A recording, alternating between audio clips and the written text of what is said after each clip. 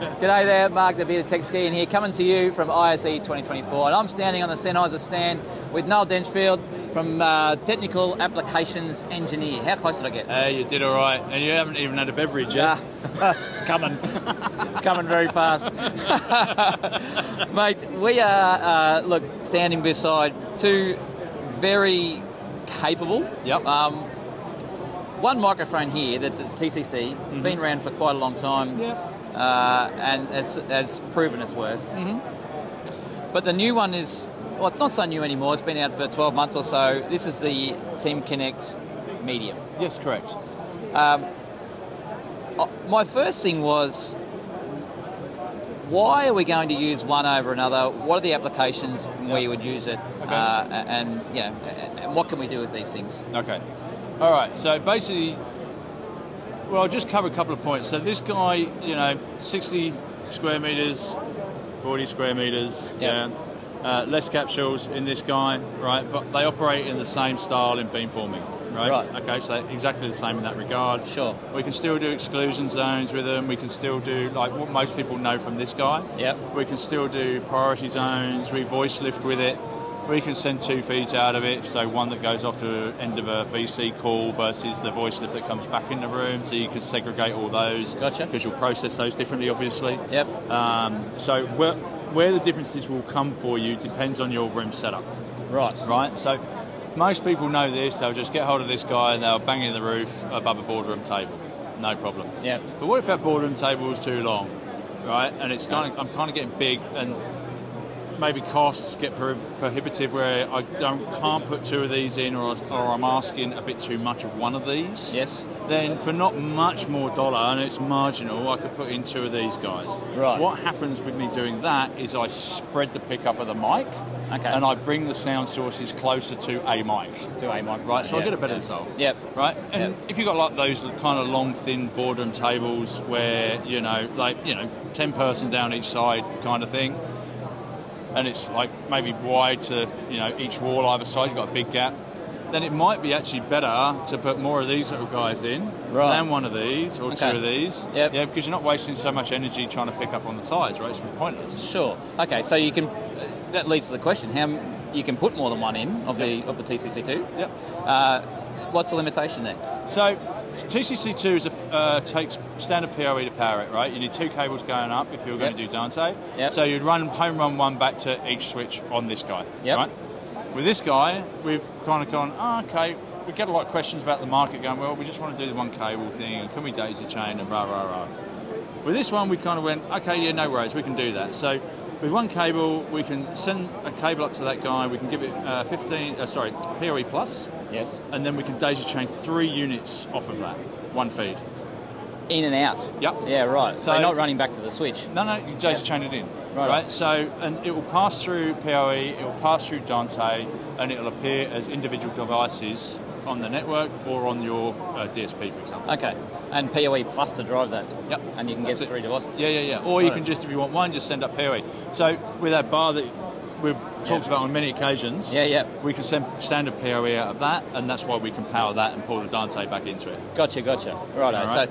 So this one's the medium. Now, it's interesting because there's the TC bar small, TeamConnect small, the TC bar medium, then there's the TCC medium, and the TCC2. You're getting there, well done. Yeah. Trying to where is medium? When's the applications, I suppose, where you're going to use each spot? Like, as integrators, consultants, installers, whatever we're going to do, we've got to know which product where. Yeah. What's the applications? And how do you choose? So, for me, it's all on the different applications, right? Sure, room shape, rooms... Everything, length, everything, right? Yeah. So, I tell you what is a good idea. You can actually use... We have a room planner. Right. Have you looked at our room planner tool? Yep. Okay. That is a great resource. You can get it on our website. You can load your PDFs in, and then you can kind of drag and drop these different mics in of different combinations to get a coverage pattern, right? Yep. That's an easy way of doing it. For me, I'm kind of looking at going, well, big boardrooms, I'm kind of looking at TCC2. Yeah. Right. I need the distance. Right. Okay. or lecture theatres, that kind of big stuff, I'm looking at TCC2. You're kind of more 8-10 person seating meeting space, then my head is kind of going towards the TCCM. Yeah, sure. Yeah, because I'm an old school sound guy from back in the day. I go, well, how far to my mouth to the centre of the array do I need to be? And this guy in real money is 3.5 metres. Gotcha. Right? Yeah. This guy, 5 metres. Right. You can go further than that, right, with them. We recommend that because, as with the voice, things drop off, tail off, the clarity drops off, etc., etc. And so depends on the speaker as well, too, right? Exactly right. There's so many variables, right? But that's where my mindset goes with these. When I'm talking to clients or whatever, advising them how many, what to put in, where to put them, etc. The other thing we could do with the TCCM is there's various ways that we can install it, obviously. With this guy, the big one, it's drop it in on a 600 tile grid. Sits on the T-rails, no problem where you go. This one's round. Yeah, it doesn't fit in that mould so well. No, so you have to cut a tile. But it's no different to cut like a ceiling speaker in. That's the idea. That's part of this mindset behind it going round.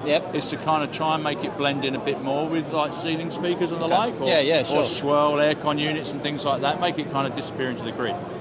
So this one here we got here, there's no kind of back on it. It's a bit difficult to see there, but you've kind of got it. You can see a shiny back there. So that's one, you cut that into a tile. It has a spreader bar system like you get on a ceiling speaker to spread the weight on the tile to the T-bar. The other one, which you can't see at the moment, that has a back can on it. So that one's if you want to get it onto, say, like a set ceiling, or if you want to suspend it on wires. All the bits come in the box. Gotcha. Right? So, like with this one, you get the spreader bars. We also put some safety wires in there if you want to take it up to a slab. Everything's in the box. That's the idea of it. So, like, when you're hanging, and this comes back to your distance from your mouth to the microphone, right, to choosing how high's the ceiling and just do the simple maths. Exactly right. It's that easy. Yep, and with our room planner, you can actually do height elevation calculations with it now as well. Gotcha. So that is a great resource for people. I use it a lot. I know my consultant base uses it a lot because they can export like CAD images and drop them in there and do it in real world. Or if they want to show their client and go, why am I spending 50, 60 grand on this room? What am I getting for my money? Then you can use all that to show, well, this is why we have the mics here, here and here, especially when you run that fund with the architect. Right? And you can use it for that. It's a great resource. Great. Cool. So, and rounding this out, so we've got, well, actually, before we round it out, simple getting it up and running for an installer. This sort of stuff can be overwhelming. Yes, it can be. But the very nature of with way our beamforming works, we don't have to configure any lobes or anything like that, right? And then we just run it into our control cockpit. We've talked about cockpit on numerous occasions. The glue that holds everything together. It is the glue. It is, and you can go in there. It's simple to configure, commission, deploy, and then also easy for the client to go on with regular ongoing maintenance. If they want to take a room offline, maybe to retune something or change something, or do firmware update or whatever they want to do, they can do it all through cockpit. Nice and easy, nice and simply, nice and reliably. So I can be up and running on one of these TCC2s in the quickest time I've done it in. 4 minutes. Righto. It's that easy.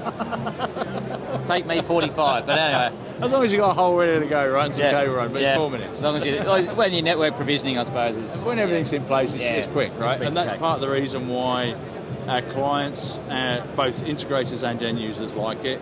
Because they don't have to deploy a team out for hours upon hours upon hours of end just to look at the mic. We're an edge device. We need to play with everybody nicely. Just get it in, get it up and running, get it done. Cool. All right, so that's the TCC2 and the TCC Medium. M. Right. Mate, thanks for taking the time out. Pleasure. Great to get some in-depth sort of understanding of these products. They're a great ecosystem, and congratulations to you guys. Come and see these guys at ISE in 2024. See them in Integrate. We're Integrate, And check them out at Sennheiser.com. Thanks, guys. Thanks very much.